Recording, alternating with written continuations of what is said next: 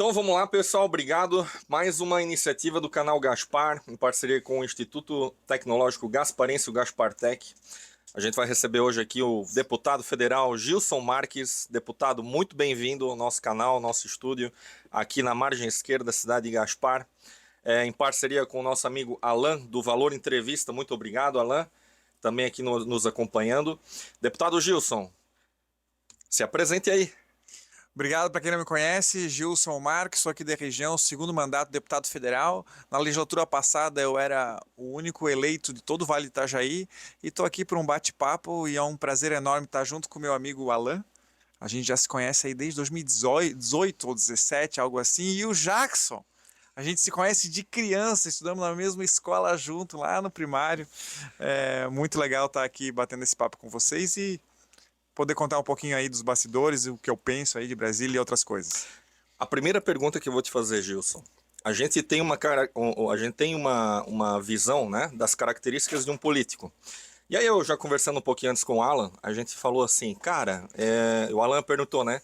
Ô, cara, será que o Gilson vem com uma comitiva toda, deputado federal? Como é que é?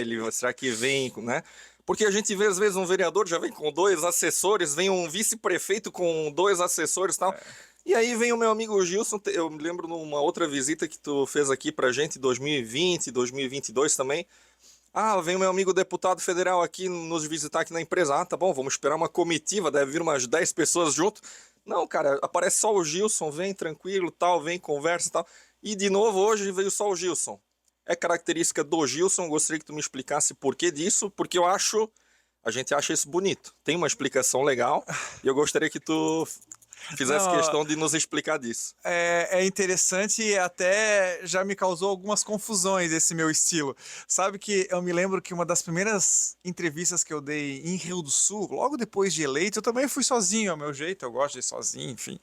Gosto de dirigir meu próprio carro, vim escutando a minha música, porque os assessores, eles são técnicos. Eles estão fazendo projeto de lei, fazendo verificação de pedidos de emendas, fiscalizando, enfim, eu não quero alguém para puxar minha cadeira, entendeu?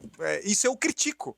Mas enfim, eu estava nesse caminho de entrevista, parei para esperar sentadinho no meu canto, me apresentei, eu sou o Gilson, tenho um compromisso e tal e tal. E a mulher não deu bola para mim, a secretária não deu bola para mim, saiu, daqui a pouco entrou, daqui a pouco saiu, entrou e o tempo correndo, eu tinha chego com antecedência. Deu assim, moça, o meu compromisso é X horas, já bateu? Daí ela disse, ah é? Deixa eu ver. Aí ela foi, saiu, voltou. Daqui a pouco ela vem ela com a mão na cabeça. Meu Deus do céu, você que é o Gilson? Você que é o deputado? Assim, sim, sou eu. Mas por quê? Porque você não disse, não veio com ninguém? Assim, mas não sabia que tinha que vir com alguém. Não, é porque tem um deputado aqui da região que quando ele vem, ele pede pra polícia fechar a rua. Ele vem com segurança, com cinegrafista, com assessor, com motorista, com assessoria de imprensa e tal. Assim, meu Deus do céu. Não, moça. Eu poderia ter 25 assessores, eu tinha na época 6. Entendeu? Então, eu acho que menos é mais. É isso Nesse aí. caso, eu consigo ser muito mais produtivo, deixando cada um na sua função técnica pela qual eu fui contratado. É óbvio que se eu tivesse 25 assessores, eu poderia ter 6 lambibotas ao meu redor, mas isso eu também não quero. Sim.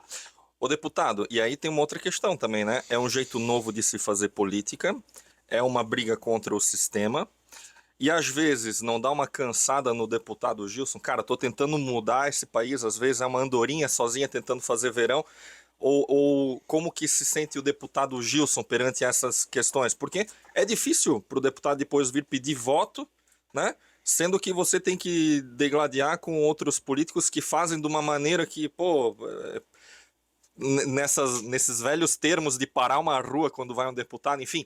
Como é que se sente o deputado Gilson nessa briga, né, para tentar manter a legislatura dele fiel, brigando contra o sistema? Ó, eu vou te dizer uma coisa, eu sempre tenho comigo de que eu faço tudo que eu posso, me esforço ao máximo, mas eu não posso fazer tudo. Existe um princípio estoico que é fantástico. Ele diz que eu preciso ter paciência para aceitar as coisas que eu não controlo, coragem para fazer com muita vontade as coisas que eu posso controlar e faça a diferença. e sabedoria para diferenciar uma coisa da outra. Uhum. Então, a todo momento eu tento ver uma situação, um problema e encarar da melhor forma. Bom, eu tenho alguma atitude que eu posso fazer para melhorar isso ou não? Se eu não tenho, paciência. Não vou me desgoelar por conta disso. Agora, se eu tenho, eu vou me empenhar. E eu vou te dizer que nesse período que eu estou no setor público, que eu caí de paraquedas, acho que as pessoas sabem a minha história, é um desvio de rota, eu tenho conseguido várias diferenças e vários sucessos e várias repercussões positivas em ambiente desacreditado. E muito passa pela educação, pelos podcasts que eu faço, pela exposição em tribuna, que é bastante alta. Eu, por exemplo, em 2023, eu fiz mais de 300 discursos em plenário. Caramba, meu. O deputado do MDB, que é o presidente hoje, o Chiodini, no ano de 2023 inteiro, não fez nenhum. Eu não estou dizendo que é certo ou que é errado. Eu só estou dizendo que são estilos diferentes de trabalho. E se o Chiodini tivesse feito bons debates, talvez não teria tido tão negativa a votação dele em Itajaí como prefeito. Ficou em terceiro lugar. É difícil fazer essa Então, crítica, porque se não está em Brasília, se eu não tivesse, por exemplo, em 2023, eu fui o único deputado do estado que teve 100% de presença. sim. E uma crítica que eu recebo muito grande, inclusive do pessoal de Gaspar, pô, Gilson, tu não vem aqui, tu não tá aqui. Aí eu sempre respondo, cara, eu adoraria estar aqui toda semana, tomando chopp, tomando café, apertando mão, mas infelizmente Brasília é lá na PQP. E eu fui eleito para trabalhar lá. Sim. Entendeu? Então eu não posso estar aqui. E é óbvio que o político tradicional, aquele perfil que eu não gosto, ele fica aqui apertando mão de gente, tomando e pagando chopp. E às vezes essa atitude errada de fazer o trabalho tem ganhos eleitorais, entendeu? Porque esse cara não é criticado que não está sempre aqui. Exato. Entendeu? Não é uma sensação de Jesus e Barrabás? O povo não quis crucificar Barrabás porque, né? É difícil, por exemplo, difícil, eu né? moro muito perto daqui e tenho me esforçado bastante para ir para casa. Sim. Porque eu tenho um filho de 9, uma de 15 e eu preciso ver eles crescer. Então, no final de semana, quando eu ando na rua e tal, às vezes segunda-feira eu tô por lá, as pessoas que já conhecem meu estilo e já sabem que eu tô lá em Brasília, que eu tô trabalhando, eles olham para mim e falam assim, o que tu tá fazendo aqui? Tu não devia estar em Brasília? Aí eu vou para uma outra cidade e eles falam assim, oh, tu nunca vem para cá? Eu, sim, eu vou me matar, porque se eu tô lá eles reclamam, se estão aqui reclamam. Então, a vida de alguém que tem a vida exposta é essa. É essa aí. Eu fui, por exemplo, na abertura da Festa Pomerana, depois que a gente fez a sangria do barril de chopp, ir dali até na janta, que é do lado, eu levei, sei lá, 1h30. Eu acredito. Entendeu? De tanta gente e tal. E aí eu vou ser mal educado com a pessoa? Não tem como. Não vou ser, porque a pessoa, a grande maioria delas, fica feliz em me ver, quer fazer uma pergunta. Eu também faço tempo que não vê. Ainda não mais em vejo a pessoa. Pomerode, né? Isso. É o Então, reduto. eu moro lá há 35 anos. É isso aí. Então, eu gosto de, às vezes, ir no lugar para almoçar e não conseguir almoçar, entendeu? Até emagrece. Até emagrece, boa. Ô Gilson, falando agora de 2025, tá? É uma pergunta, a nossa primeira, o primeiro contato que eu tive contigo era para a gente combinar de você fazer uma palestra aqui no Gaspartec com outros profissionais, outros grandes gestores aqui de empresas a nível nacional, para a gente falar sobre perspectiva para o setor produtivo em 2025, o que a gente pode esperar de governo. A gente já viu, eu vou ser sincero para ti, eu jamais imaginei que a gente já ia começar o ano num embate a respeito de PIX de R$ 5.000, né? Enfim, mas, deputado Gilson, o que a gente pode esperar de 2025? O que o empreendedor, o profissional pode esperar de 2025 do ponto de vista de governo federal, do que o governo vai tentar facilitar, vai tentar dificultar? Qual que é a tua visão para a gente aqui que somos meros mortais? Esse assunto é interessante, eu gosto, mas vamos começar do início. Primeiro, o empreendedor brasileiro, ele é excelente.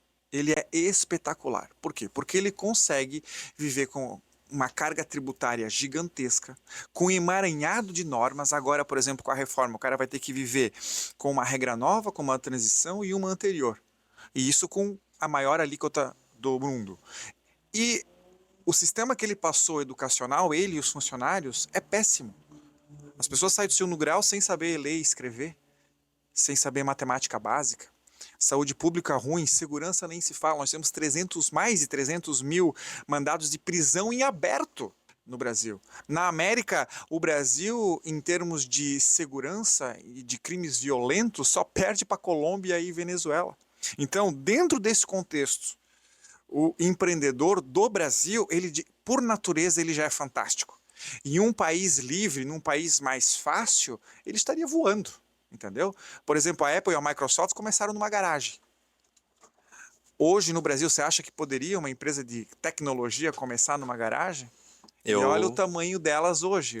Hoje, só as 3 maiores, a Apple, Microsoft e Meta, correspondem a mais do que o PIB do Brasil em valuation. Sim. Então, primeira coisa, o empreendedor do Brasil, ele é espetacular. Segunda coisa, não é porque o Brasil vai mal, que as perspectivas são ruins, que o futuro é sombrio, que o empreendedor, ele vai ter prejuízo. Sim. Em época de pandemia, por exemplo, empresas fechando, gente morrendo, um caos, um caos. Teve gente que ganhou muito dinheiro, por exemplo, as funerárias, os e-commerces. Por quê? Porque o empreendedor é aquele que consegue identificar um vácuo, uma oportunidade e se adapta à realidade daquele momento e consegue tirar proveito. Eu gosto de uma história de que teve um vendedor de Havaiana que foi para a África, chegou com as Havaianas tudo e tal, olhou aquela galera e disse assim, meu Deus do céu, tô ferrado, vou falência, preciso voltar. Mas por quê? Porque aqui ninguém usa Havaiana. Pegou e voltou.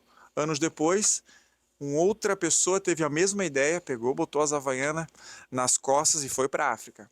Chegou lá na África, olhou aquela imensidão de pessoas e falou assim, meu Deus, eu vou ficar rico, eu tenho Havaiana para vender e ninguém tem. Olha só, é ponto de vista. Isso, ponto de vista. Isso. E esse é um terceiro ponto, o empreendedor, ele confia, ele tem um otimismo, e esse é o cara que se sobressai. Um dos negócios que eu tenho vários negócios na iniciativa privada, é um parque temático. E quando nós montamos há 13 anos atrás, era loucura comprar um dinossauro de cimento de mais de 100 mil reais. Você vai fazer o quê? Vai quebrar? Eu me recordo disso. É louco, entendeu? E Pomerode não tinha esse... empreendimento. Tem o zoológico, mas... E nós montamos do lado do zoológico. O que me fazia, na cabeça de alguns, mais louco ainda. Porque botasse do lado do principal concorrente. E para mim eram duas coisas fáceis. Primeiro, porque eu acreditava que num futuro próximo isso poderia vingar. Hoje, qualquer coisa que vá a Pomerode, no setor do turismo, tende a vingar. E mais próximo do zoológico foi estratégico, foi pensado a ideia de shopping, né? Sim. Do lado de uma loja de roupa tem várias outras, ou então na 470 tem várias lojas de carro. Isso, por quê? Porque as pessoas sabem onde se encontra aquele ramo de negócio e se deslocam para lá e com mais facilidade conseguem fazer pesquisa. Enfim, o mercado ele se comporta desse jeito. Agora, tirando essas qualidades, essas diferenças dos empreendedores, falando de um cenário do Brasil, das contas públicas, de perspectiva, ele é péssimo. Eu diria o seguinte, nós vamos sobreviver até 2026. Sobreviver, respirando por aparelho e apanhando. Mas se nós não conseguirmos tirar esse pessoal que tomou conta do Brasil, do executivo principalmente, e loteou os cargos para os seus pares, não sei se o Brasil aguenta mais 4 anos. A incompetência é muito grande, é uma vergonheira. Como é que pode um país que em 2022 entregou as contas em superávit? Para quem não sabe, superávit você tem um equilíbrio de contas e sobrou no caixa mais de 50 bilhões de reais. Virou um ano em 2023, o governo arrecadou a mais 120 bilhões de reais. arrecadou a mais 120 bilhões de reais. O que acontece? Ele teve de déficit 230 bilhões de reais. Ou seja, a cada real que ele arrecadou a mais, ele gastou 2 a mais. Praticamente isso. E a arrecadação também não é bom. Por quê? Porque você tira mais dinheiro do setor produtivo e leva para o setor parasitário, que é o setor político. Político, é isso aí. Entendeu? Então, duas coisas aconteceram de ruim. Arrecadou mais e gastou mais. E R$ 2 para cada R$ 1 de arrecadação. E qual é o problema? Não é só esse. É que esse problema é visto como uma solução que causa ainda mais problema, que é aumentar a arrecadação. Eles não olham para si próprios no espelho dizendo, opa, eu acho que eu deveria economizar. Eu acho que eu deveria dar uma segurada. Não, é pé na bomba. E nos próximos 2 anos isso deve se elevar cada vez mais, porque em 2026 é ano eleitoral. E como que se faz boa, entre aspas, campanha de agrado ou de enganação? É você gastar dinheiro, ainda que não tem, para agradar as pessoas e conquistar o voto. Porque ninguém pensa no longo prazo, pensa no curto prazo. Exato. Inclusive tem um princípio econômico que é do Hans Hermann Hoppe. Ele disse o seguinte, de que os políticos, eles não pagam, geralmente, né, as contas do gestor anterior e fazem dívida para o posterior. Por quê? Pelo princípio da alta preferência temporal. Eles estão incentivados a tirar daquele curto prazo, que é 4 anos, todos os recursos, fazer a maior parte e coisas, ainda que bem intencionados, para agradar uma população que geralmente é desavisada. E baixa preferência temporal é quando você não está preocupado com tanto o curto prazo. É aquele cara que faz investimento no longo prazo. Que no caso das monarquias você não tem esse problema. Por quê? Porque o monarca... Ou ditaduras também. Porque o monarca, ele entende de que todo aquele reino é dele. Sim. Propriedade dele. Inclusive, ele vai deixar para os seus filhos.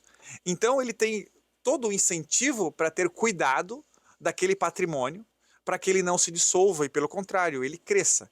Essa é a desvantagem que as democracias não têm, infelizmente. Então, o futuro é ruim, ele é incerto.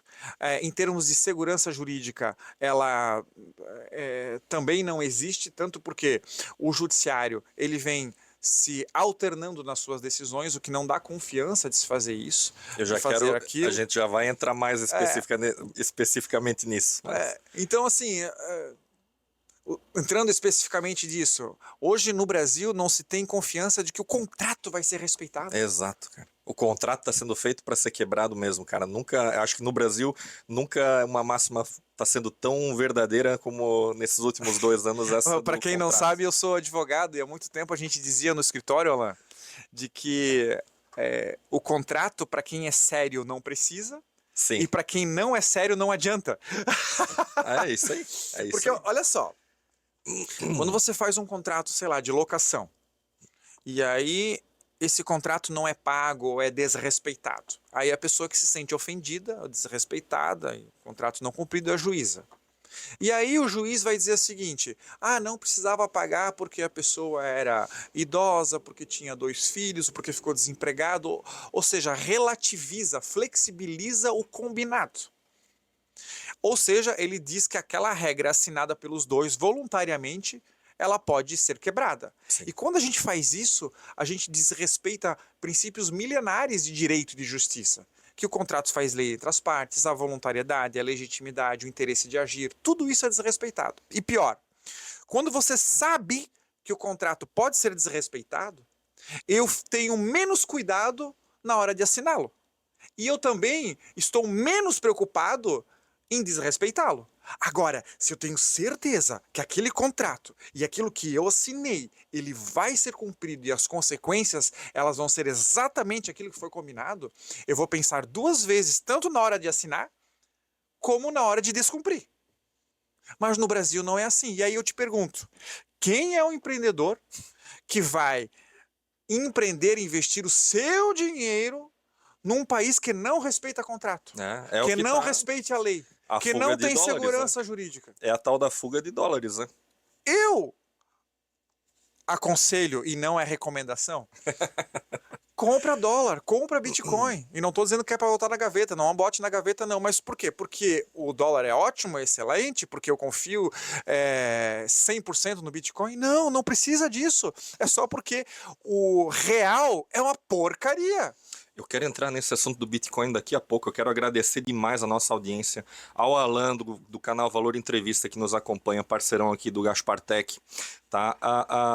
Preciso dar um abraço aí em alguns empresários aqui da cidade. O Gilmar Schmitz, tá? Eu quero comentar depois o negócio do Gilmar Schmitz. Eu queria te apresentar ele hoje, ele não pôde comparecer, mas eu quero fazer depois um comentário. Ele é um grande fã teu, tá, Gilson? O grupo de gestores financeiros lá de Blumenau, a gente vai levar o deputado Gilson para a palestra, próxima palestra lá do grupo de gestores financeiros. Um abração para o Wagner Tais, diretor lá da Ártico Refrigeração.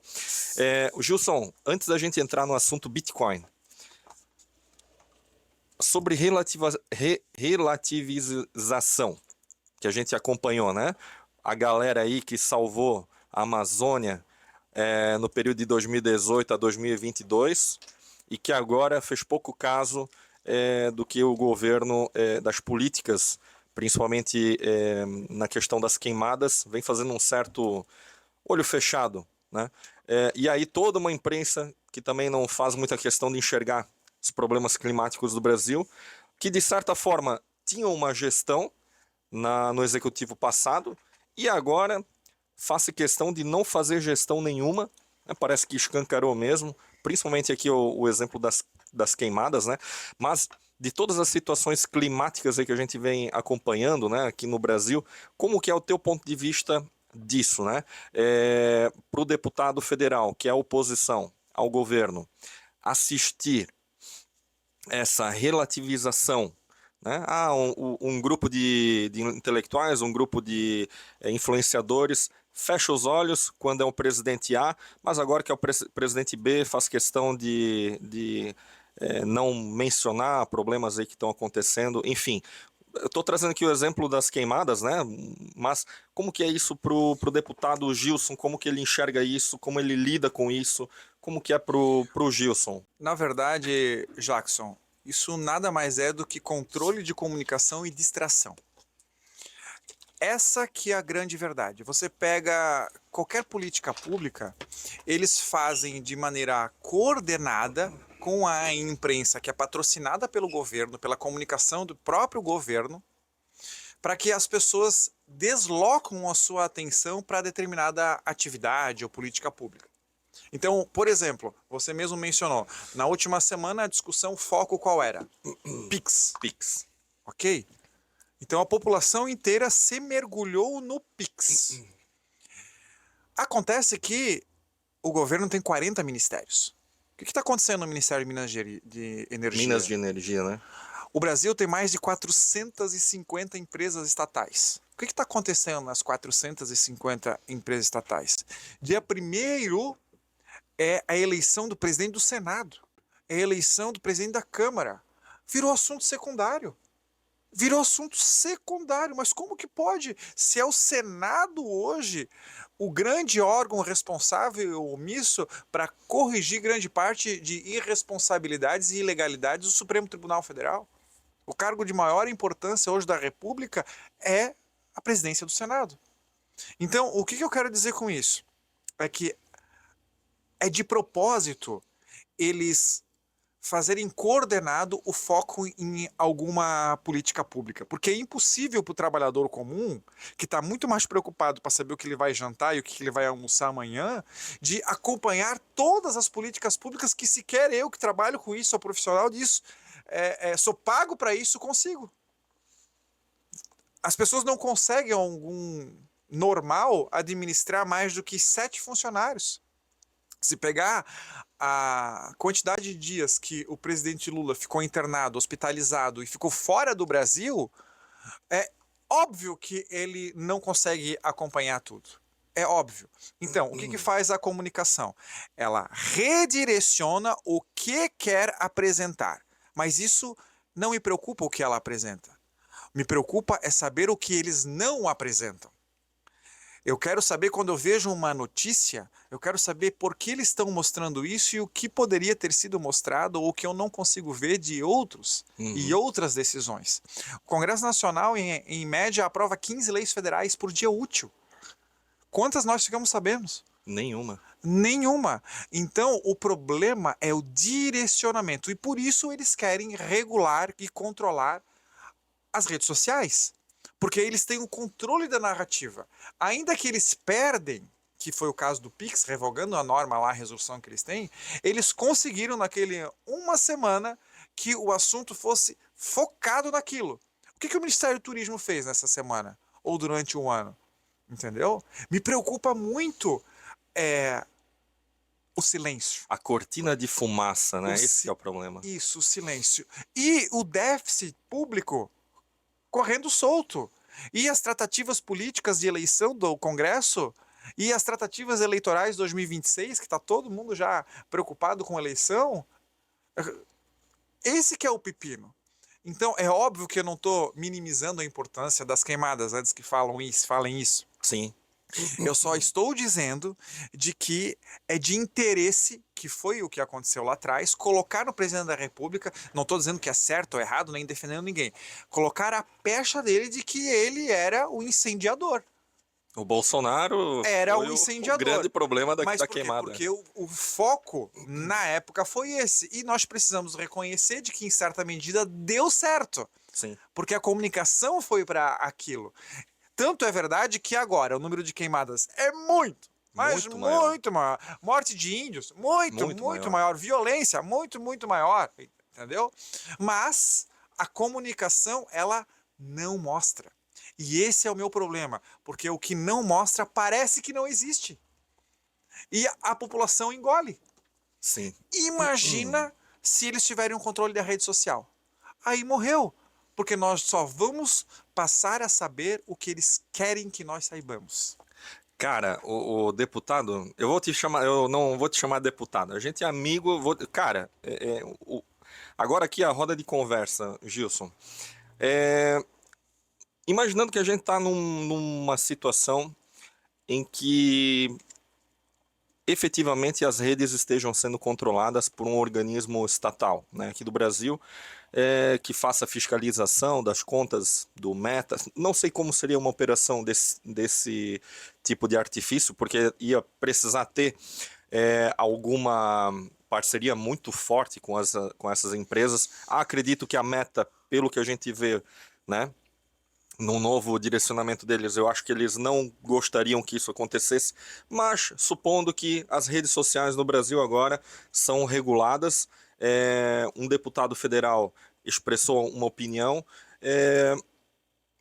como que seria esse impacto, de novo, para os meros mortais, para nós aqui embaixo, né? Como que isso afetaria? Eu já visualizo, por exemplo, inovações sendo muito afetadas, pequenos negócios sendo afetados, né? Mas na visão de um deputado que levanta uma bandeira diferenciada que é a da liberdade, né?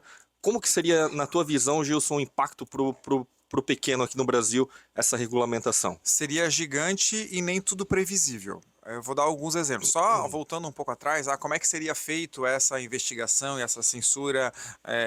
Na verdade, no passado recente, isso já aconteceu. Existe uma lista, por exemplo, de influenciadores e deputados e parlamentares enfim, pessoas que tinham uma certa exposição, uma lista onde eles eram monitorados. E alguns deles, teve decisão judicial sem ampla defesa para que fosse cortada as redes sociais de determinada publicação, ou por determinado período, ou sem período. Então, na verdade, o que nós vemos no Brasil não foi uma regra geral e equânime para todas as pessoas que usam as plataformas. Se fosse, era menos pior. Uhum. Foi pinçado alguns algozes, inimigos, ou com razão ou sem razão, para que essa censura fosse determinada. Agora, o que nós iríamos perder? Para começar, nós não teríamos uma alternância de poder. Veja só, dá por meu exemplo. Em 2018 era possível, foi uma das primeiras eleições, começou um pouco lá em 2016, onde a mídia digital fez uma diferença nas eleições. Eu moro em Pomerode, estudei em Blumenau, tenho alguns amigos em Dayal e Gaspar, mas é óbvio que eu não conseguiria ser eleito deputado federal num partido convencional de uma maneira convencional de fazer campanha, sem dinheiro, sem nem ter participado nenhuma vez, nem sem sequer ter sido vereador. Mas por que eu consegui? Rede social. Na época era permitido você fazer a sua campanha na rede social. Isso me fez conhecido no estado inteiro. Pessoas gostaram do que eu falei, acreditaram em mim e deram o voto de confiança lá em 2018. Em 2022, eu fiz a mesma coisa. Em 2024, já ficou mais restritivo. Não só com regras, não só com restrições. Não pode isso, o tempo isso, tem que ser assim, tem que ser assado, tem que colocar assim, tem que ser o valor tal, não pode ser assim, não pode ser assim, de tal. Sem contar o que foi banido. Por exemplo, não pôde... Não, nem estou falando banido de se fazer campanha.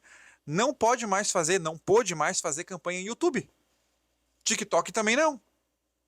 Ou seja, se em 2026 não tiver campanha eleitoral, no TikTok já não tem, no YouTube já não tem, e não tiver no Meta, e não tiver no X, acabou a rede social, porque só tem Meta e X ainda. Me explica, como que vai ter alternância de poder?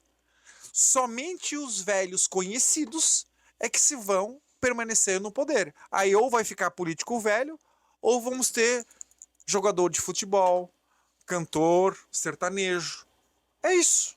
Nós estamos fadados a uma permanência no poder daqueles que já são conhecidos. Agora, qual é o segundo problema? O segundo problema é que se eu não estivesse lá, muito provavelmente estaria alguém no meu lugar que defende exatamente o oposto que eu acredito, que é mais intervenção estatal, que acredita que o imposto é bom porque ele vai reverter em políticas sociais em prol da população, que acredita de que o Estado é que tem que prover tudo e que ele vai assegurar a tua segurança, que ele vai te dar saúde, que ele vai cuidar dos teus filhos e que ele sabe o que é melhor ou não ele comer, vestir, tomar, tudo. Esse é o perfil do político tradicional, do intervencionismo. O terceiro ponto é, se não tiver rede social e a mídia for controlada, como que as pessoas vão saber o que os políticos pensam? Porque ele não pode falar porque ele é racista, ele não pode falar porque é discurso de ódio, porque ele não pode falar porque é besteira. Mas, meu Deus do céu, aí sim que eu quero que ele fale, porque eu quero saber o que ele pensa para decidir não votar nele. Exato. Agora, preocupação eu tenho com o silêncio. Exato. Imagina se Lula não pudesse falar.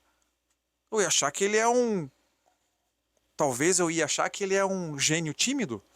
Já dizia o Romário sobre o Pelé, sobre isso, né? Que quieto é um poeta. Quieto é um poeta. E aí, eu vou comentar contigo um negócio, Gilson.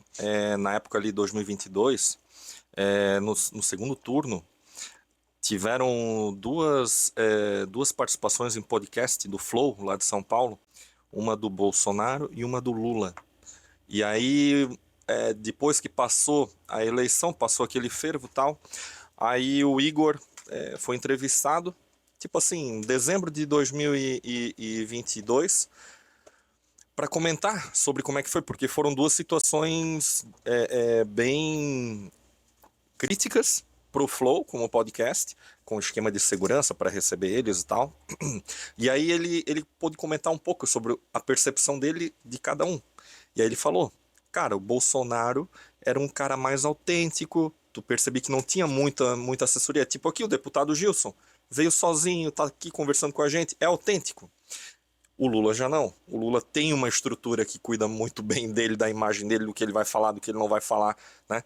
Então, na tua visão, hoje, se a gente conseguisse, né, manter mais redes sociais para tentar deixar essas figuras públicas mais autênticas possíveis, com o eleitorado que a gente tem, qual a tua visão do que a gente teria de país para o futuro, com o eleitorado que a gente tem?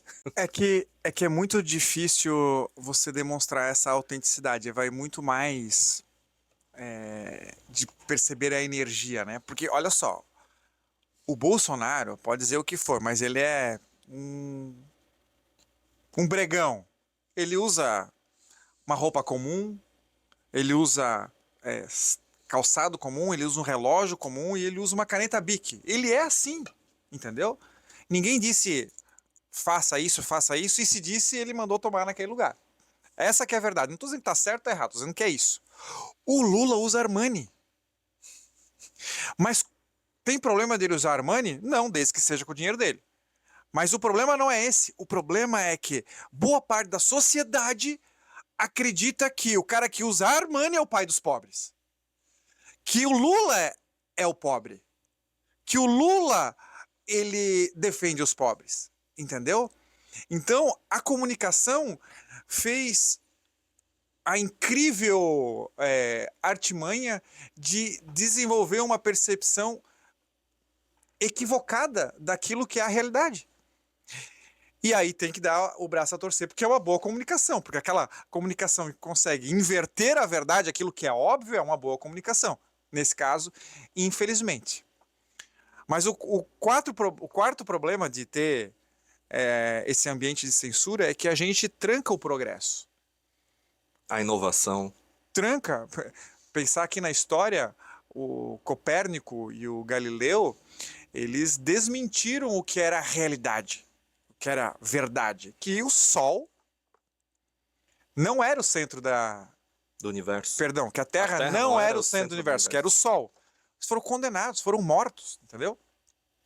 Se tivesse um ambiente, você não pode falar, você quebra o contraditório e passa aquilo para ser uma verdade eterna. Será que os políticos atuais, os censores, são tão oniscientes de saberem o que é verdade agora, sem serem contraditados para a eternidade? Pois é óbvio que não. É óbvio que não. Eu preciso ter um ambiente onde eu consiga discutir contigo de forma educada e dizer você está errado e vice-versa. Porque eu tenho a oportunidade de ceder, verdade, já que o senhor tinha razão. Estava errado, né? Ou estava certo, estava errado. Isso. E vamos mudar a perspectiva daqui em diante. Com a censura isso não é possível. E pior, isso não é possível não só para nós dois que estamos discutindo. Isso é um recado para toda a sociedade que tem receio, que tem medo. Hoje tem parlamentar que está sendo processado, perseguido por conta de coisas que falou. Aí pensa o cidadão comum, imagina eu. Imagina eu. É o caso do Marcel, né? Van Hatten, o deputado também, parceiro, teu amigo também lá do Rio Grande do Sul.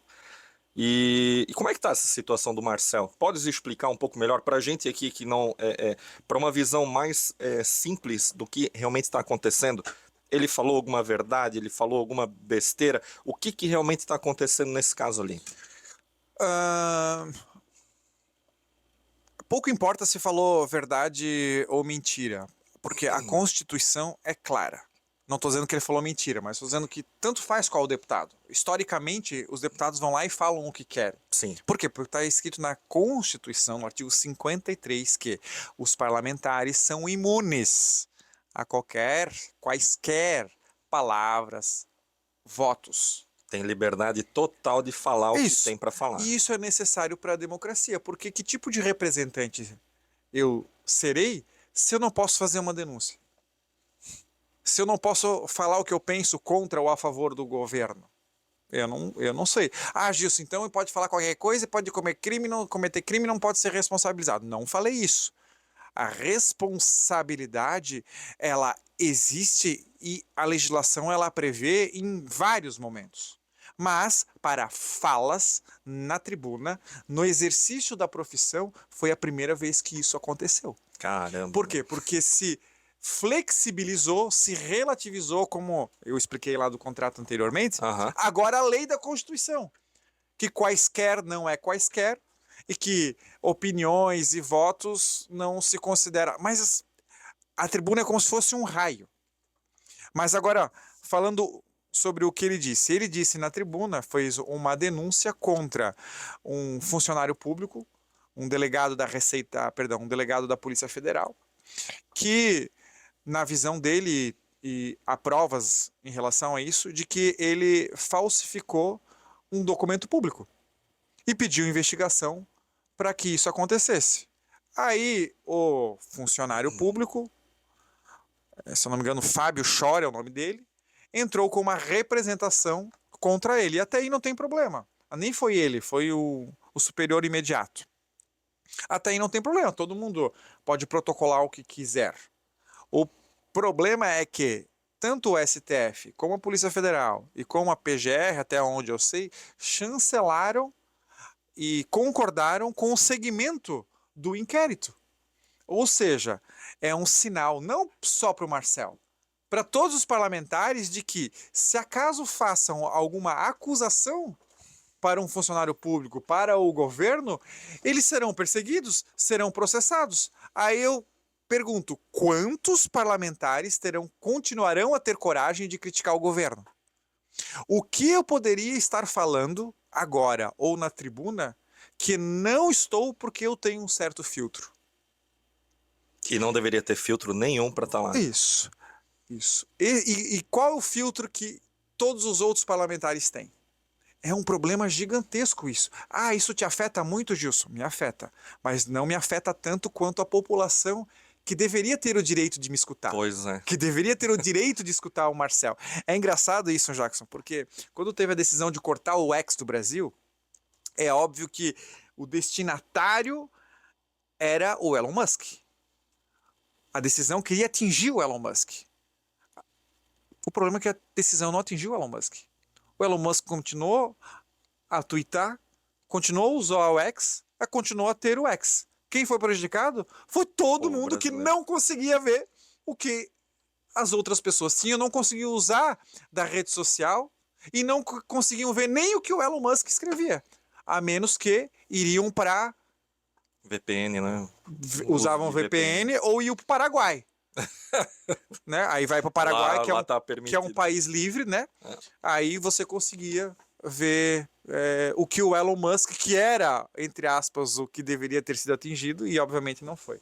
Sempre assim, as decisões, elas tentam atingir alguém, mas eles não conseguem entender de que a repercussão, o futuro, ele é imprevisível e inconsequente. Infelizmente. Ou felizmente, né? O deputado Gilson, você comentou agora do Paraguai, né? Sabe, na nossa geração a gente cresceu ouvindo, né? Expressões como cavalo paraguaio, a coisa ruim vem do lado do Paraguai, é só equipamento ruim, de péssima qualidade. E a gente está vendo, né? A nossa geração está assistindo uma coisa que está sendo diferente lá no Paraguai. A gente vê grandes empresas brasileiras indo para o Paraguai, investirem lá. A gente vê essa situação, por exemplo, de liberdade da população paraguaia, que é muito grande. E a gente, em alguns momentos, até percebo que o Paraguai está sendo um celeiro de inovação para a América do Sul. Para nós aqui, brasileiros, e para um deputado federal como você, que vai assistindo, né? Quais são os acertos que o Paraguai está fazendo, que a gente enxerga, porque está acontecendo alguma coisa diferente lá? Existe uma parceria diferente entre Paraguai e Estados Unidos, Paraguai e China? São umas relações exteriores deles que estão sendo muito benéficas para eles. Nós aqui, Gilson, deputado federal, assistindo isso, né? América Latina, assistindo a essa decadência do Brasil, né? Do jeito que a gente está conduzindo a nação. O que o deputado consegue visualizar? Será que está na hora do Brasil começar a aprender com o Paraguai? Não só com o Paraguai, principalmente com a Argentina. Por quê? Porque a Argentina estava numa situação bem pior que o Brasil. Elegeram o Milei, que transformou a forma e o jeito da administração pública por lá. Então, eles tiveram praticamente, em comparação com o que tinha, derrotado a inflação. E o Brasil está no caminho inverso. A grande frase que precisa estar na cabeça é o seguinte: quanto mais Estado você quer, mais você paga por ele. E o que é o Estado? É tudo que as pessoas desejam que ele resolva. Por isso que o político, ele diz que vai resolver tudo. Porque como o político resolve os problemas? Ele só tem duas alternativas. Ou ele quer mais dinheiro, ou ele quer mais funcionário. E quem paga mais dinheiro e mais funcionário são as pessoas. Qualquer problema da sociedade. Então, ele vai lá e pega mais dinheiro da sociedade. Aí, obviamente, os problemas não são resolvidos. Aí o político diz, não resolveu porque eu preciso de mais dinheiro e mais funcionário. E aí pega mais dinheiro da população. E qual é o resultado disso? Ao invés de resolver o problema, causa mais problema. Hoje nós estamos na situação de que quase metade de tudo que é produzido no país vai para os políticos administrar. Eu fico pensando aqui na tua empresa, quando tem um problema técnico, para organizar um podcast, um problema de enchente, um problema de conta, você vai chamar um técnico, ou você, como o Alan, ou você vai chamar um político? Eu vou pro técnico. Pois então, em algum momento da história, no Brasil se decidiu que pegar metade de todo o recurso para resolver os problemas maiores do país e mais importantes era enviar para um político fazer, administrar e resolver. Entendeu? Então, nos países mais livres, eles não têm 450 estatais. Eles não têm uma moeda em que você só usa porque é forçada a usar e as outras são praticamente proibidas. Você não pode fazer um contrato, por exemplo, em Bitcoin porque ele é inválido. Sim. Entendeu? É o Brasil que estrangula as pessoas. Todos os modelos de sucesso, existe um índice, pesquisem, do Heritage Foundation. Lá, os países mais livres têm maior expectativa de vida, maior índice de educação, melhor índice de saúde, até o índice de felicidade é maior do que os países onde tem menos liberdade. Por quê? Porque menos liberdade, ele vem com mais impostos. Ah, Gilson, mas a liberdade nem sempre é boa, porque as pessoas não sabem decidir por elas próprias. Por isso tem que ter o FGTS, para obrigar a pessoa a depositar, porque senão ela não depositaria. É um argumento perigoso, por quê? Porque os leões, eles vivem mais também em cativeiro do que no ambiente natural. Mas que tipo de leão você quer ser? Segundo, as pessoas aprendem tomando na cabeça. E a questão do FGTS é um absurdo, né? Rende menos que a inflação. Eles dizem que o dinheiro é teu, mas tu não pode sacar. Cara, tu quer comprar uma barraca de cachorro quente. Você não pode comprar a barraca de cachorro quente.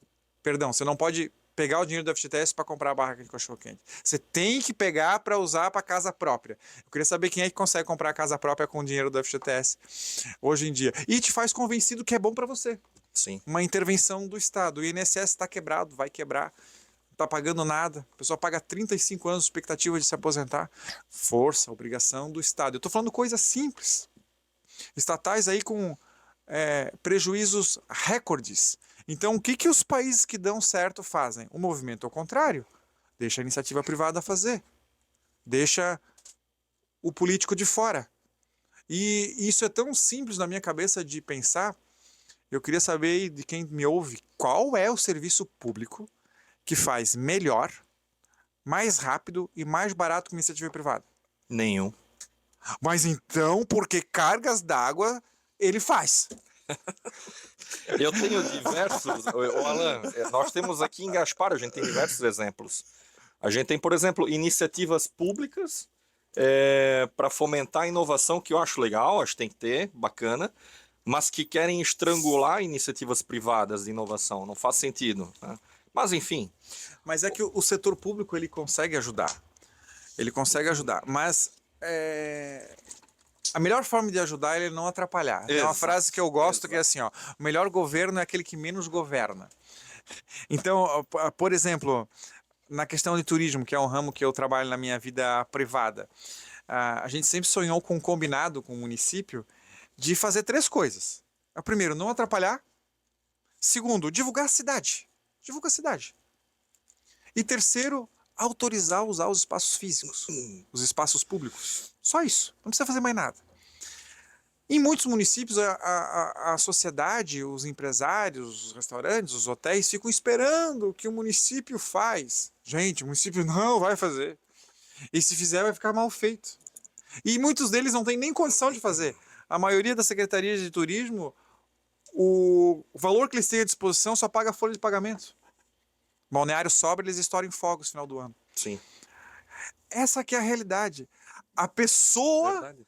a pessoa que tem interesse Gostei de que da água... risada dele, gostei. Autêntico.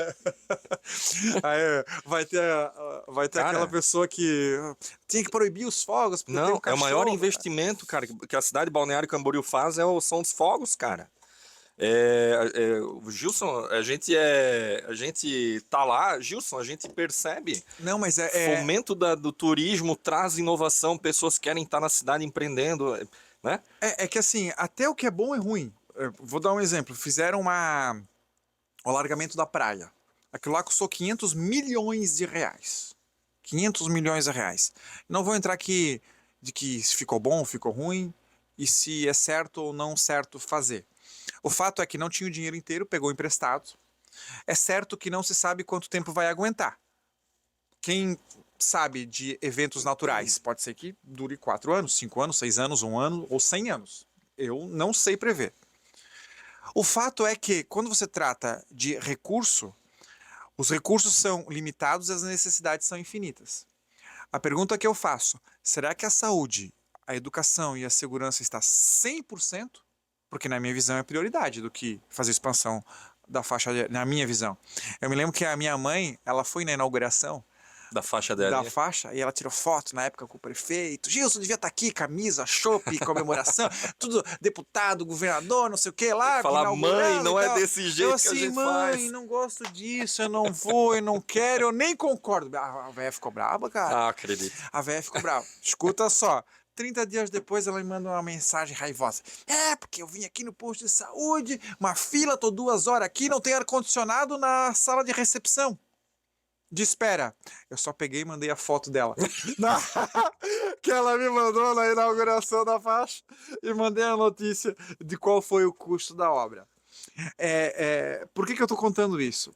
Porque qual é o incentivo administrativo do político de fazer a coisa certa se a coisa certa não dá voto? Exato, Entendeu? exato. Beleza. Pessoal do canal Gaspar, agradeço demais quem está nos acompanhando. A gente vai para um rápido intervalo, a gente já volta.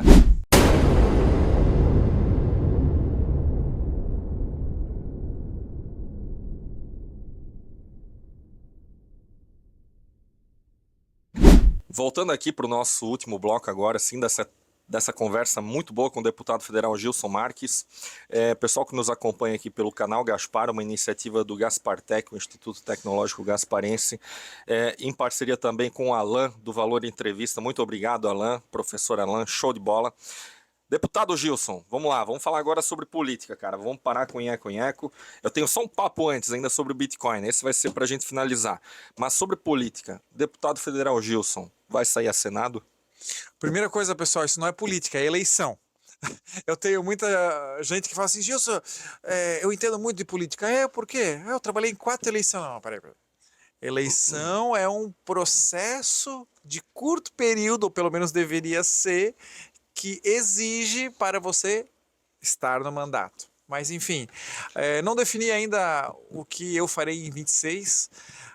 Vou esperar mais próximo, porque coisas imprevisíveis sempre acontecem.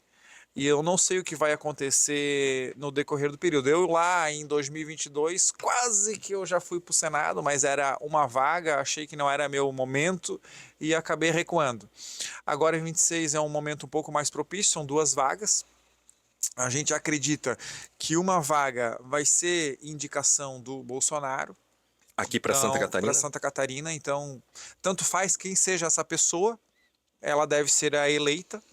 E aí a segunda vaga, o Jorginho, isso aqui tudo percepção, tá? Tudo achismo. Tá. É que o Jorginho deve negociar a segunda vaga, que aí não sei quem será, pode ser que seja o João Rodrigues, pode ser que seja o Amin, pode ser que seja alguma outra pessoa, o Antídio do MDB, não se sabe.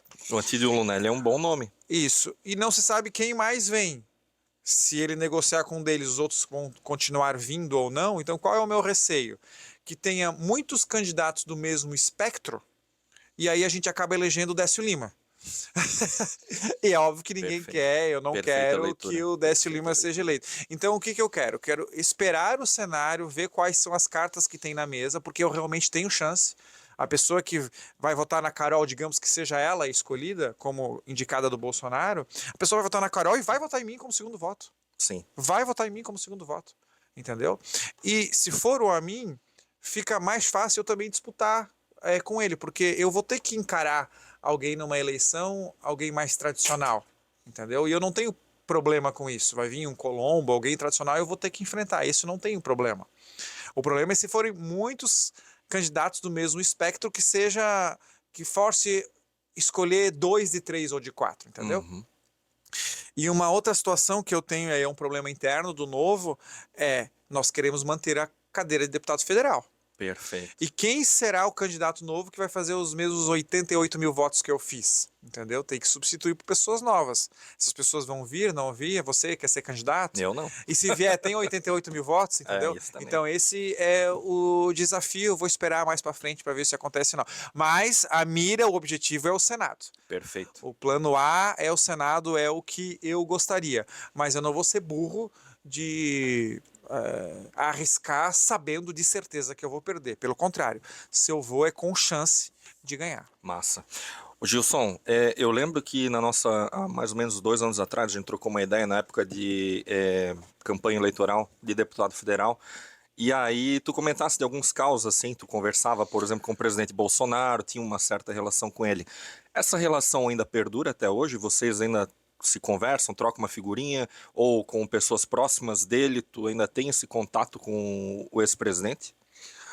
Pouquíssimo. Pouquíssimo, né? Pouquíssimo. Principalmente depois que ele saiu do mandato e aí ele ficou mais na direção do partido. Ele acho que é presidente de honra, algo assim, eu não sei. Então acabou perdendo essa relação. Entendi. Mas com pessoas próximas dele muito, porque hoje a gente tem a oposição do Congresso, ela é única e exclusivamente PL Novo. Uhum. Então todos os oposicionistas do Novo ou são do Novo ou são do PL. Nem todos do PL, porque tem alguns que já estão No Senado, né? A gente já vê que... a gente já estão no colo do governo. Mas tem muita gente boa, tem muita gente legal, inclusive em Santa Catarina. A própria Carol e a Júlia são duas que ajudam demais lá em Brasília e são pessoas próximas, bem próximas do ex-presidente. Legal. Gilson, o Partido Novo aqui em Santa Catarina, como que está a estruturação para 2026? Vocês já têm mais ou menos mapeado nomes para irem a deputado estadual, a deputado federal? Como é que está esse trabalho para o estado de Santa Catarina? Nós, em termos de Brasil, ganhamos muito espaço e em Santa Catarina mais ainda. Então, nós além de já termos a maior cidade do estado, que é Joinville, o Adriano fez 80% dos votos lá. E aumentamos também o número de vereadores, o número de cidades que agora tem diretório, então expandimos demais. Fora Joinville, de cidades grandes, nós temos, por exemplo, o Blumenau, que apesar de não ter ido para o segundo turno, nós só com 2 partidos fizemos 30% dos votos. É muita coisa. Lembrando que o Egídio, que ganhou a eleição, tinha 10 partidos coligados, apoio do prefeito, o vice estava na coligação também, do governador, né? apoio do governador, apoio do presidente da República, do ex-presidente, perdão. E nós, mesmo assim, fizemos 30% dos votos. Conseguimos aí alguns municípios do Oeste, enfim. Então, essa capilaridade que a gente não tinha em 22, agora a gente tem em 26. Uma outra inovação é que nós vamos usar o fundo. Recursos fazem a diferença numa eleição. E por último, agora os vereadores podem ser candidatos a deputado estadual e federal. Antes não podiam, então agora também não vai faltar gente. E gente que vai vir para ser candidato que tem experiência de eleição. Já fizeram votos, inclusive foram eleitos. Então agora nós vamos ir para o jogo e não é para perder. Vamos querer ultrapassar a cláusula de barreira. Eu tenho certeza que Santa Catarina vai contribuir bastante por isso. Nessas conversas que eu tinha, assim, conversa de papo de boteco, assim, por exemplo, lá com aquele empresário ali que eu quero te apresentar, o Gilmar, ele falava assim, cara, o Partido Novo ele tem que começar a usar esse fundo eleitoral, porque... E aí eu falava, não, cara, o deputado Gil sai contra, cara, porque isso é dinheiro público e tal e tal. E ele falava o seguinte... Fantástica a filosofia do Partido Novo, mas para combater o sistema tem que usar o veneno do sistema também, para a gente combater o sistema, Jacques, tal. E agora você me falando isso, né? abertamente, Partido Novo vai sim fazer uso do fundão aí. É esse início de tentar, talvez, entender que a filosofia, né, que a gente quer botar essa filosofia libertária nesse sistema, a gente tem que começar a usar um pouco do sistema para combater ele? Ah, primeiro que o fato de nós usarmos não significa que eu sou a favor, eu continuo Sendo contra. contra. E inclusive tem vários vídeos meus dizendo que quem usa é assassino. E eu não mudei de ideia. Acontece que é o seguinte: se eu vou fazer alpinismo com você e dar um problema no pino e na corda, e nós ficamos presos em três na mesma corda. Essa corda, com nós três, ela não aguenta, ela cai. Eu tenho a opção de cortar a corda para derrubar um e dois sobrevivermos. O fato de eu tomar essa decisão e cortar essa corda me faz assassino? O que eu quero dizer com isso? É que o fundo eleitoral, o fundo partidário para o Partido Novo é uma questão de sobrevivência. A opção é: ou você o usa e tem chance de se permanecer, de ganhar a eleição e de o partido não morrer, ou você não usa e o partido morre. Prova disso é que em 22 não ultrapassamos a cláusula de barreira. Se não fizermos em 26 agora, 27 não tem mais Partido Novo. Cara. Então a decisão é essa. Entendeu? A decisão é essa. Segundo ponto, você tem razão. Se eu vou para uma disputa com menos armas e menos possibilidades, essa disputa ela é injusta. Vou jogar. Uma vez eu falei com um político tradicional, ele falou assim: eu acho legal essa coisa de que vocês não usam o fundo. Eu assim, por quê? Pô, por quê? Porque eu tô jogando xadrez contigo, só que você não tem a rainha, não tem a rainha, não tem o bispo e uma torre. Então eu acho muito legal que vocês não usam o xadrez. E ele tem razão. E ele tem razão. Eu tô disputando com ele sem três peças importantes. Então a disputa é injusta. E terceiro, o fundo eleitoral a cada 2 anos aumenta o valor. E por outro lado, as regras para fazer doação privada aumentam também. Pouquíssimas pessoas querem fazer doação. E isso conjugado com a péssima performance da economia brasileira faz com que as pessoas tenham menos dinheiro de doar. Ou seja, aos que criticam que o Novo vai utilizar o fundo, eu sempre respondo: olha só, meu amigo, se tu fizer doação do mesmo valor que a gente teria da verba pública, a gente não usa o fundo. O problema é que ninguém quer doar, e faz como? Então a decisão é: ou usa ou fecha o partido. Ainda que eu não concorde, não é a minha decisão melhor. Tanto que eu fiz 2 campanhas sem usar e fui eleito. Sim. Entendeu? Agora, a terceira eleição, como é que faz? Esse é o desafio. Perfeito. Ô, deputado, quer tomar uma água, café? Júlia já está providenciando bolo, lá. Bolo depois. Bolo depois. Tudo. Ô, deputado, vamos lá. A gente vai encaminhar agora para o final, tá? Não quero te prender também muito tempo aqui. Mas vamos lá, Gilson. Hoje, você comentou aqui sobre a tua intenção, né? Tem intenção de ir para Senado, porém percebe que tem que ser bem planejado, não podemos ter muitas pessoas do mesmo espectro disputando votos, não pode ter uma pessoa de um outro espectro aí que consiga, né, a vaga para o Senado. Se a gente for parar aqui para pensar agora, né, o Partido Novo em Santa Catarina, ele está bastante alinhado ao governo atual, que é o PL. Né? A nível nacional, a gente já relatasse isso. Tem essa união lá em Brasília, né? PL Novo. E aqui em Santa Catarina, como que é essa relação com o governo atual? O Cadorim, lá como deputado estadual, tem alguns momentos que ele vota contra o governo. Como que está isso aqui para Santa Catarina? Tem essa mesma visão de que PL e Novo estão juntos? Como que é isso? Na verdade, o que acontece? Um alinhamento ele é sempre em relação à pauta. Então, aconteceu no Congresso Nacional de ter um alinhamento de oposição, porque, coincidentemente, como o governo é muito ruim, nós somos desfavoráveis a 90% das pautas. E o PL da mesma forma. Então, não precisa tanto avaliar pauta por pauta. Em Santa Catarina é a mesma coisa, só que em Santa Catarina não tem um percentual tão grande de alinhamento de pautas. E uma coisa é o alinhamento de pauta, outra coisa é o alinhamento eleitoral.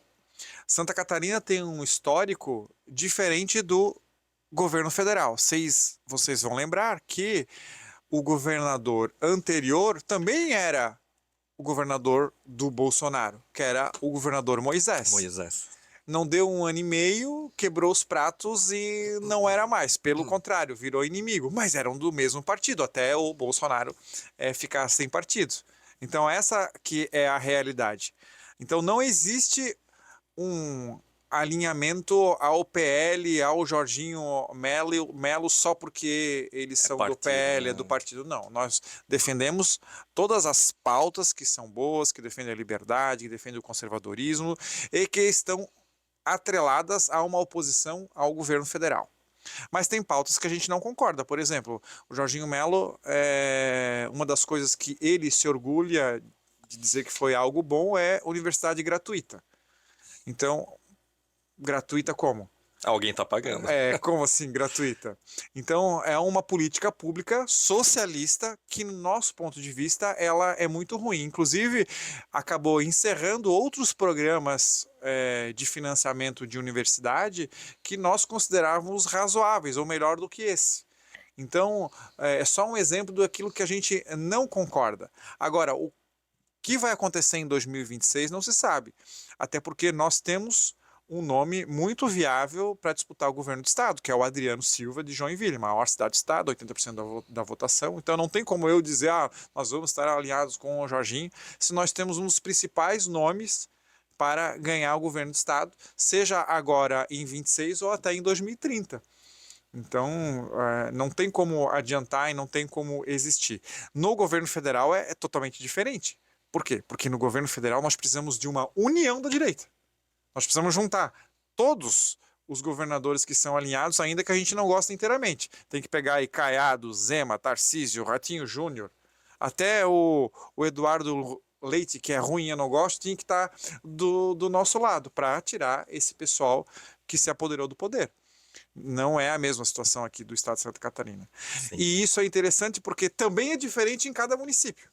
Cada município, o PL se comporta de um jeito diferente, cada município tem políticos diferentes, diretorias diferentes, então tem que analisar um por um, não adianta. Perfeito. Gilson, então, posso chancelar aqui, Adriano Silva, atual prefeito de Joinville, pré-candidato a governo do estado em 2026. Precisamos convencer ele. Ele tá no jogo convencer. lustrando a chuteira. Acho que ele é um excelente nome, mas para ele é um desafio grande também, porque ele tem que renunciar à prefeitura, né? de Joinville, ele tem que renunciar. Embora que lá é chapa pura, né? Lá o vice é novo também, né? É novo também, mas nada impede que a gente faça coligação para o governo do estado. Não, claro. nada impede. Por exemplo, Blumenau fizemos coligação com o PSD, Joinville também Sim. foi coligação com o PSD, ainda que eles não estivessem na chapa majoritária. É claro que precisa avaliar cenário. Então, o Adriano não decidiu ir, mas também não decidiu não ir. Eu acho interessante, porque acaba a eleição, já fica falando da próxima, né? É uma angústia, assim, eu calma, o prazo é só lá ano que vem. Então, acho que tem que aguardar, ver como é que a política se comporta. Legal. Gilson, Bitcoin. Discípulos de Daniel Fraga, você é um ou não? Acho meio forte você dizer que é discípulo, mas eu concordo com muito que ele fala. Na verdade, eu tenho apreciação, uns diriam inveja, daqueles caras que estavam certos há 5 anos atrás. Há 10 anos atrás. 1 ano atrás. O cara que comprou em janeiro de 2024 100 mil reais, em dezembro de 2024, agora tinha 221 mil reais. Eu vi o dado aí ontem. Você comentou no primeiro bloco de dolarizar, né? Compre dólar. Eu já digo diferente, compre Bitcoin, né? Porque além de ter segurança do patrimônio, né? É que quando eu falo dólar, eu falo investir em dólar. Eu tenho preocupação em falar em compra em dólar, porque tem muita gente que acha que é para pegar dólar e botar na gaveta. Não é para fazer isso. Você tem que ter um banco, uma corretora nos Estados Unidos, manda o dinheiro em real, transforma em dólar e compra coisas em dólar. Você pode comprar ações da Tesla, da Microsoft, da Apple, da Exxon, enfim. de várias empresas que têm um suporte, uma credibilidade maior que o Brasil. Você prefere ter o dinheiro em real, na Caixa Econômica, um banco público, em real administrado pelos políticos brasileiros e o Lula? Ou você prefere ter em dólares nos Estados Unidos do Trump, numa empresa do Elon Musk? Entendeu? Se você, mesmo que se você tivesse colocado só na gaveta, o que eu não recomendo e é ruim, você teria ganhado 20% em relação ao real. Por quê? Porque o real se desvalorizou frente ao dólar em um ano em 20%. O que você está falando do Bitcoin é ótimo, não porque o Bitcoin é sensacional, é porque o real é muito ruim. Em 94, quando ele foi lançado, R$ 100, hoje os mesmos R$ 100 equivale a R$ 12 em termos de poder de compra, entendeu? Eu nem estou comparando se quando você tivesse um Bitcoin quando ele foi lançado. Ou $1 até mesmo, né? Ou $1 até mesmo. Então, é isso. A pessoa tem que saber se proteger da moeda em que os políticos te obrigam a utilizar e inflaciona ao seu bel prazer. Por quê? Porque a inflação é culpa exclusiva dos políticos. As pessoas pensam que inflação é aumento do preço. Não é. Inflação é expansão monetária. Quando os políticos colocam mais numerozinhos no computador, no dinheiro, ou ligam a impressora. Aí você tem mais dinheiro com o mesmo número de produtos e serviços. E a consequência disso é a inflação de preços, aumento de preços. E os únicos que conseguem fabricar a inflação são os políticos. E por que eles fazem isso? Porque é uma forma de imposto imperceptível para a maioria da população, não causa revolta. E que muitas vezes beneficia os próprios políticos por duas coisas, porque eles conseguem comprar e pagar coisas sem ter o dinheiro naturalmente, e segundo, eles são os que menos sofrem com a inflação, porque eu, por exemplo, recebo o salário hoje que vai valer menos daqui a 60, 90 dias. Então eu consigo comprar hoje o dinheiro inflacionado, o que vai ser mais caro daqui a 60, 90 dias. Então os amigos dos políticos e do governo, as empresas, são os que menos se prejudicam com a inflação. Esse que é o grande pepino que as pessoas precisam entender para, infelizmente, fugir dessa arapuca que é o real hoje no Brasil. Perfeito. Deputado Gilson, é a favor ou contra o digital real eletrônico X, o Drex? Para mim, indiferente, desde que seja voluntário. Voluntário e que não tenha Mas não fiscalização vai ser. e não vai ser. Não vai ser. Esse que é o problema. Se é tão bom porque é obrigatório, né? Exato. Então, se for voluntário, não tem. As pessoas, Gilson, porque tu é tudo contra a empresa pública, é banco público. Não, eu não sou, eu só queria que fosse voluntário. Eu queria saber quem iria ser o cliente se fosse voluntário. Porque tem que convencer as pessoas a comprar. Tem uma frase de Rothbard que eu gosto muito, ele dizia assim: é impossível você avaliar a qualidade de um produto ou serviço se você é obrigado a comprá-lo. E é exatamente isso que você tem em praticamente todos os órgãos públicos. Os órgãos públicos, eles não estão preocupados com a qualidade de serviço. Você é obrigado a pagar. Você é obrigado a ser cliente. O Correio, que está com prejuízo agora, mesmo assim patrocina a empresa. Eles têm monopólio de correspondência no Brasil. É obrigatório. Imagina eu com o meu restaurante, que lindo e maravilhoso seria se as pessoas fossem obrigadas a comer lá. E se isso acontecesse, qual é o meu incentivo de fazer uma boa comida pelo melhor preço e servir o mais rápido possível? Entendeu? Para encerrar, Gilson, para a gente ir embora, tá? Um empresário uma vez ele conversou comigo, eu defendendo o Gilson Marques, que o Gilson Marques é isso, é aquilo, é o futuro senador nosso aí e tal, pré-candidato ao Senado. Aí ele falou o seguinte: cara, quem é Gilson Marques? O que esse cara já fez? Pô, cara, é advogado, empreendedor e tal. Pera aí, empresário como? O cara virou rico depois que virou político? Eu quero que tu explique isso pra gente finalizar. Deputado Gilson é um cara, eu considero masoquista pra caramba. Um cara que já tava legal, advogado de sucesso, empreendedor, cheio de patrimônio. Vai lá e, cara, quero mudar esse país. Vou botar meu nome à prova, vou virar deputado federal. Explica pra gente por quê, Gilson. Isso é um resultado... essa é uma pergunta ótima, porque é o resultado de uma mentalidade ruim. Eu me lembro que eu fui convidar várias pessoas em 22 que a gente não tinha. As pessoas dizem que deputado é uma coisa boa, profissão tranquila, ganha bem, não faz nada. Só que eu não consegui preencher uma chapa de deputado federal. Não, em Santa Catarina inteira não tem gente querendo ser. Aí as pessoas me dizem assim, não, Gilson, mas eu não vou porque eu sou muito ocupado. Eu olhava pra ela assim, pô, cara, é verdade. Então eu vou procurar um desocupado. Entendeu? Aí o cara fala assim, não, mas eu... Esse é o problema. Enquanto nós não localizarmos pessoas que tiveram sucesso na vida privada para ir no setor público, pessoas que resolveram a vida e depois foram para a política e não aquelas que vão para a política para Pra resolver a vida. Entendeu? Pessoas que são ocupadas, pessoas que têm muitas atividades, essas sim precisam ir para a política. Cara, eu não quero alguém que seja desocupado, alguém que não teve sucesso na vida privada. É isso. Então, veja bem, eu cheguei em 2017 num patamar que eu jamais tinha sonhado alcançar na época da adolescência, porque eu sonhava pouco também. Eu nunca imaginei que eu teria um carro zero, por exemplo, que eu teria um carro, que eu teria uma casa própria. Mas hoje eu tenho 7 negócios, todos eles vão bem. Penso que a cada 5 anos eu tenho que fazer alguma coisa nova. Então, esse é o espírito do empreendedor. Mas aí eu cheguei à conclusão, pô, qual é a forma de eu fazer o bem numa escala maior, sem necessariamente utilizar recursos meus? Eu descobri que, por incrível que pareça, é dentro da política. Aí eu tirei um ano para estudar e descobri que eu não sabia nada. Achava na época que o PSDB era de direita. Aí comecei a repassar aquele conhecimento, fazer palestra pelo estado. Me candidatei com o objetivo de ser prefeito em 2020, só para ter uma experiência. Aí deu tudo errado, eu fui eleito em 2018 Como deputado como federal. deputado federal. E aí a minha vida privada, os meus negócios e as minhas coisas, infelizmente decresceram, porque obviamente eu fui para Brasília, todo mundo sabe que o boi engorda com o olho do O olho dono. do dono.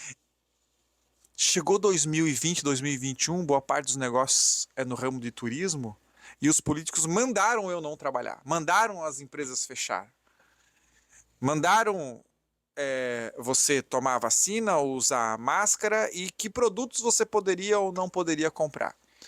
E foi um período muito difícil. Se for fechar nesse período, na conta, na matemática mesmo, eu teria quebrado, entendeu? Uhum. Mas enfim, como eu disse no início, o empreendedor é um cara que acredita, porque ele é o único que coloca a pele em jogo, ele toma o risco porque ele vai sofrer as consequências das decisões erradas. Isso você não tem na política. Isso é perigoso, porque como você vai colocar pessoas para administrar o dinheiro dos outros e eles não sofrem as consequências negativas das decisões erradas que tomam? E essa diferença do mundo privado e do mundo público, hoje eu vejo muito, mas muito claramente. Brasília foi construída sem ninguém perguntar preço. Fizeram um lago de 12 quilômetros artificial. Juscelino tem, E depois tem tiveram fã que de fazer JK, né? e depois tiveram que fazer as pontes. É isso mesmo, é isso mesmo.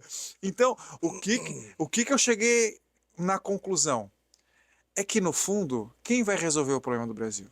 Todo mundo espera que seja o outro, que seja alguém, porque eu não posso. Eu pensei, quer saber? Eu vou tentar. Porque eu vejo que a gente tem, ou deveria ter, um objetivo de deixar um legado. E qual é o principal legado? Você deixar um mundo melhor do que quando chegou. E isso é muito mais fácil você fazer no setor privado. Porque eu construí um prédio, lá tinha um terreno baldio. Agora tem crianças correndo no gramado felizes, famílias morando. Mas no setor público, quando você tem esse objetivo e esse propósito, só o fato de tu tirar a vaga e a ânsia dos políticos destruírem a vida alheia, por mais que sejam bem intencionados, é excelente. Você pega, por exemplo, o poder de um político falar só das emendas. Cada político federal, deputado em Santa Catarina, tem em torno de 40 milhões de reais de emenda, Jackson. Só de individual e de bancada. Não estou falando das outras, orçamento secreto, comissão, RP2, blá blá blá. Entendeu? Por exemplo, nós enviamos um recurso para a ala nova de transplante do Santa Isabel. que garantia nós temos que um outro parlamentar na administração desse recurso iria fazer uma destinação tão boa?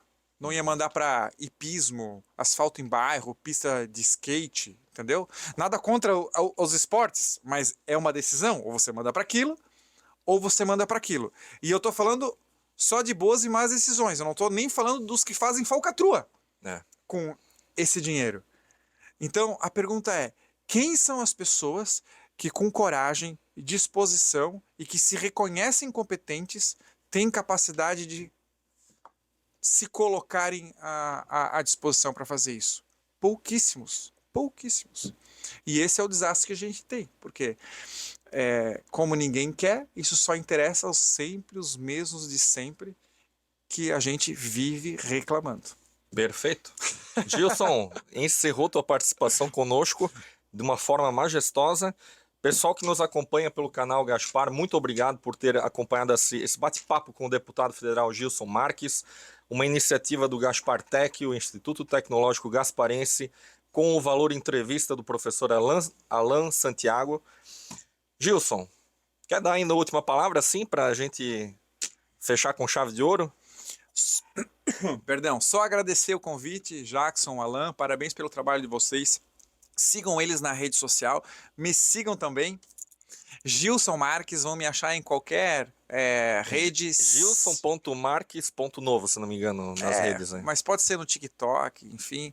Curta, bate palma e compartilhe. Se gostar, se não gostar, paciência, faz parte também. Um grande abraço, fique com Deus e estou à disposição de todos. Valeu, um abração aí, tá? Obrigado, Alan.